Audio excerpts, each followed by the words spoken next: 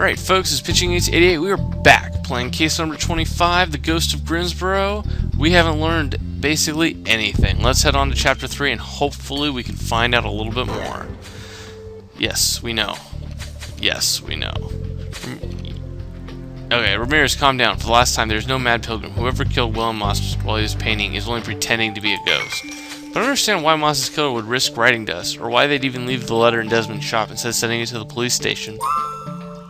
Desmond, where is this letter now? It was still in my shop. I did not dare touch it. I mean, this curse is just a kid's story, but you never know. Well, I see, Ace. Let's go to the antique shop and see what this madness is all about. Yeah, great. Let's go to the shop. I will do the looking at it. I will be picking up the letter. I'm thinking this has something to do with maybe like magic or something. Because it seems almost too much of an interesting coincidence. Like they're just doing a really good job of all this stuff.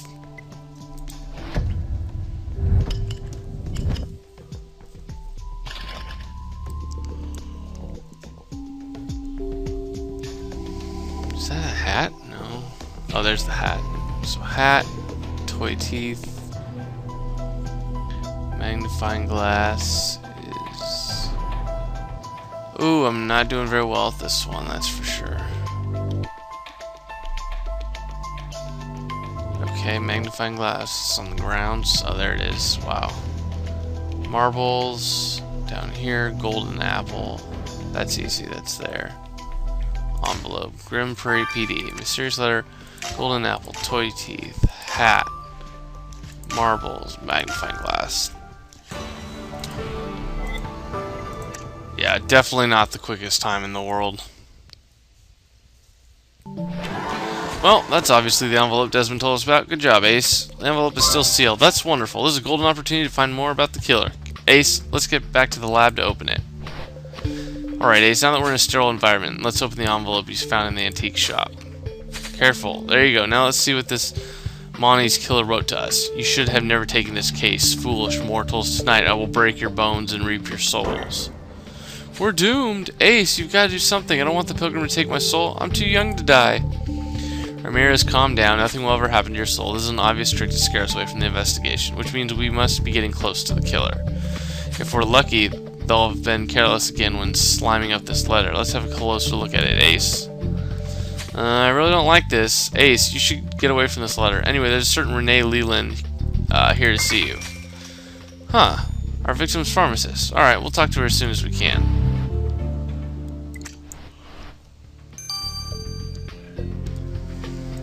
Alright, examine the letter.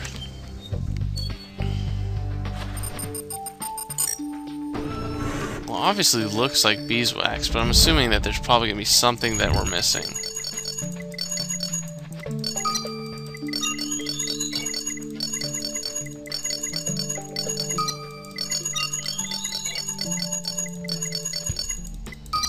There we go.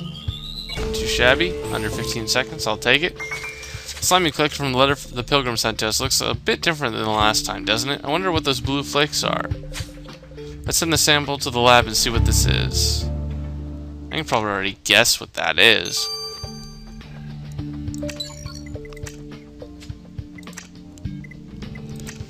It's gonna be like something like this, or one of the brooches, or something like that.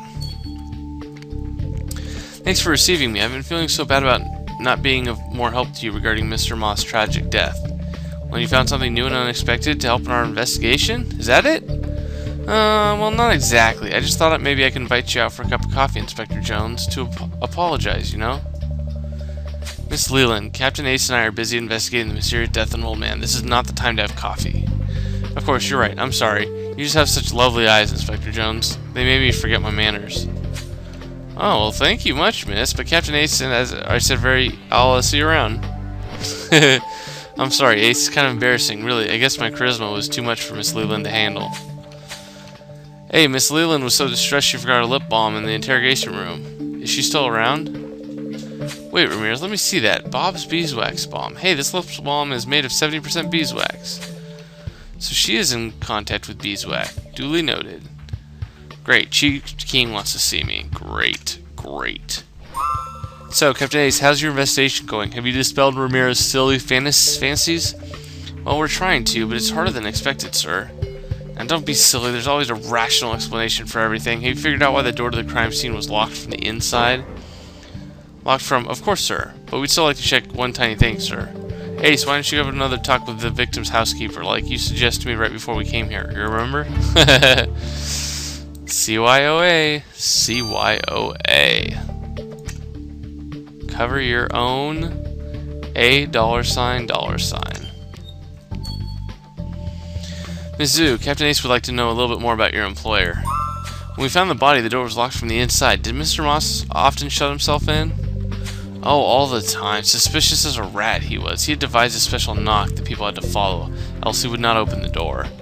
It only got worse as that cursed painting progressed. I think he was finally starting to believe in the curse, but it was already too late. He even added some metal wiring netting to his workshop window, you know. He said the soul of the pilgrim might come through the window, as if netting could slow it down. Very interesting. So the victim installed netting over his workshop window right before he was killed. If the room was locked from the inside, the only way the killer could have gotten to our victim is through that window. Ace, let's go back to the crime scene. We need to have a look at that window.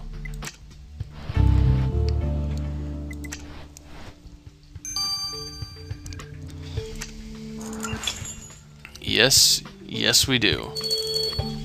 Let's see if it has the smoking gun that we're looking for.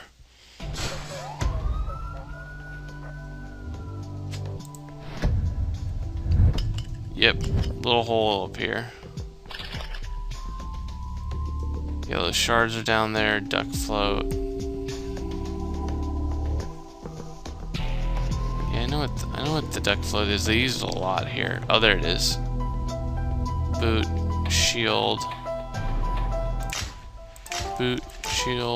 hole in the grid, and then yellow shards. And I don't see donut. Crap. Oh, there's the donut. Ah. I like it.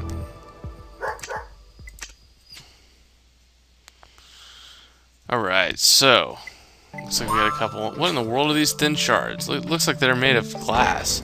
And look, there's a gap in the netting over the window, just wide enough to thrust an arm through. So this is how our killer got to our victim. Let's have a closer look at that netting, Ace.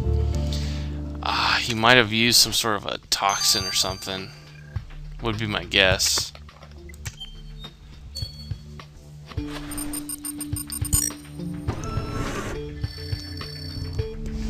Fantastic. Another one of these.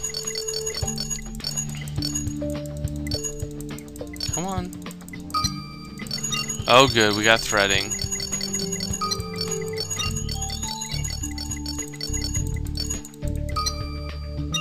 Oh, barely. Barely. Our luck has finally turned, Ace. By reaching through that window's netting, our killer must have caused clothes on the wire. Ha! Did they think a super sleuth such as yourself would not notice it? Thanks to the red threads you caught in the netting, we know our ghost is wearing red clothes. Not very supernatural, if you ask me. Unless they're red with blood. What? For crying out loud, Ramirez, never scare me like that again, and go back on patrol. Now, Ace, back to the important thing. We know that our killer wears red clothes.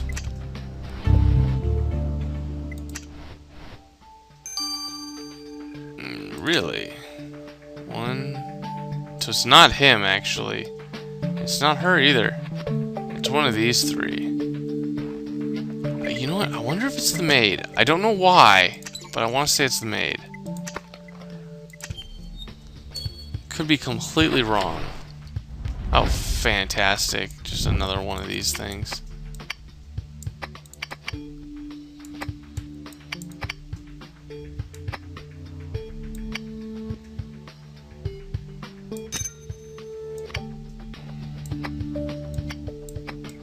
This probably goes up here. Nope. I don't...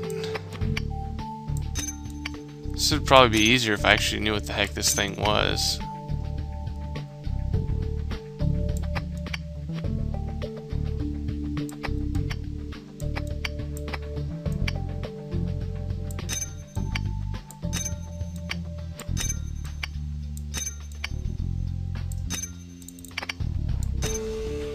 What is that? Like a rolling pin? We're from an ampoule?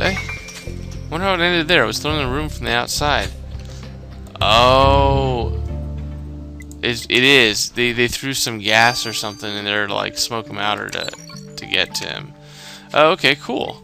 So pretty soon we get to figure out who killed him and why. So see you guys in a little bit.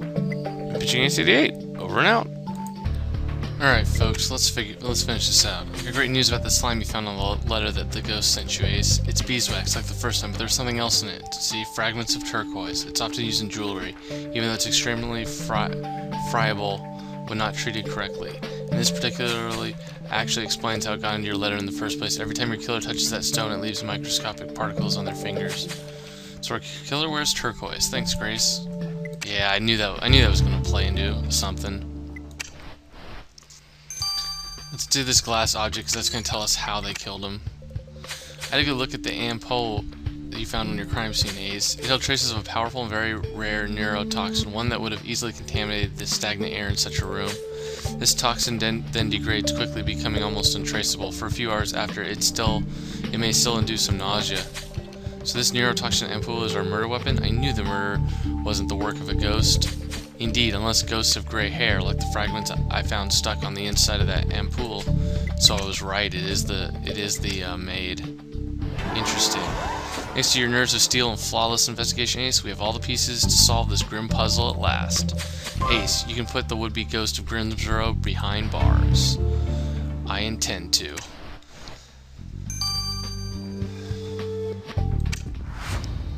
Oh wait, they all have gray hair. It's not you. Could definitely be you. It's not you. I was wrong.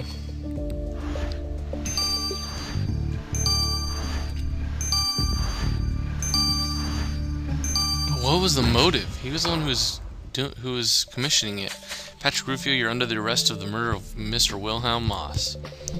Oh, I really thought for a moment I would manage to fool you, Captain Ace, but I guess I had underestimated my opponent. You really thought we would believe the Mad Pilgrim had killed Moss? Really? Well, at least one of your officers seemed to be catching the bait. I even went by your office once and screamed as loud as I could just to make you nervous. Oh, how I laughed. You have to admit it was ingenious. I got Moss to believe in the curse, too. I sent him that book, and then those letters. He kept telling the Pilgrim would whisper things to him when he worked. If it hadn't been for you, Captain Ace, my plan would have been flawless. See, once Wilhelm Moss had been killed by the Mad Pilgrim, that painting would have reached a fortune on the market. I could have passed the copy for an original, claimed to have found it after extensive research. Do you know how much some people are ready to pay for an authentic painting of this man? So you killed Mr. Moss to make a profit? To save myself from ruin. I've kept the house to save appearances, but most of the furniture was sold long ago. Selling that painting was the only way I could have gotten back on my feet. You don't have a shred of regret, do you? None at all. The end justifies the means. I've always said, send me to prison, do whatever you want, Captain Ace, doesn't matter to me either way. Wow. Mr. Rufio, for the premeditated murder of Wilhelm Moss, this court hereby sentences you to life in prison. Life? Such a shame. I was really looking forward to selling that painting. I wonder, may I be allowed to decorate my cell with it, do you think? You'll be lucky to have a cell to yourself, Mr. Rufio. I cannot believe you're taking such a sentence so lightheartedly. A man died, and a masterpiece was created. Yes, all in all, a pretty fair trade, if you ask me. Wow, I can't believe such a mild-mannered man turned out to be a cold-blooded murderer. But thanks to you, Ace, he got what he deserved for killing poor old Mr. Moss. Wait, Ramirez, you were at the trial? Yes, I thought I'd come and finally see this ghost right in the eye. He had a devious plan, but we saw it through together. Don't you think the three of us would make a good team? Have you ever thought about quitting the force? Ramirez, what in the world do you have in mind? I'm not getting you. While this city sleeps, its heart is troubled by strange phenomena. The nightmares of the past are still felt by the citizens of today. The police is powerless against the revenants and mysteries in our midst, but Jones, Ace, and Ramirez, occult investigators, are up to the task. Okay, Ramirez, I'm gonna go talk to the chief and very strongly recommend that you take time off. When was the last time you traveled, for real? That's absolutely hysterical. But anyways, guys, that's going to complete Chapter 3. Stay tuned for Chapter 4. I'll see you guys later. Over and out.